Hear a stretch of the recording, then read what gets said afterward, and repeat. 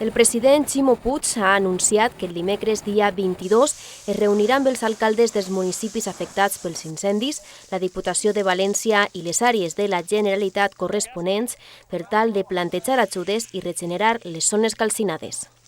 Així s'ha expressat després de reunir-se amb el director general d'Emergències, José María Ángel, i la directora general de Prevenció d'Incendis Forestals, Delia Álvarez, per fer balanç dels treballs d'extinció dels 4 focs produïts aquesta setmana que ja es troben estabilitzats. Convocarem una reunió amb els alcaldes afectats i la Diputació, en aquest cas de València, i els departaments de la Generalitat que tinguin alguna cosa a veure per tal de plantejar ajudes i plantejar també tot el procés de regeneració. El president també ha anunciat que la consellera de Medi Ambient, Elena Cebrián, i el secretari autonòmic, Julià Álvaro, van a sol·licitar la seva compareixença en les Corts per explicar l'actuació que s'ha portat a terme i definir les futures línies d'actuació.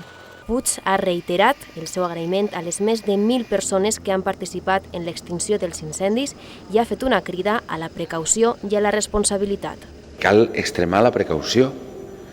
Qualsevol cosa que en un moment determinat pot parèixer irrellevant pot significar milers d'hectàrees cremades. Per tant, sí tenim que anar als boscos, sí que tenim que gaudir els boscos, però ho hem de fer en la consciència de que no es pot fer cap foc. El cap del Consell ha avançat que els incendis dels últims dies han cremat al voltant de 4.000 hectàrees.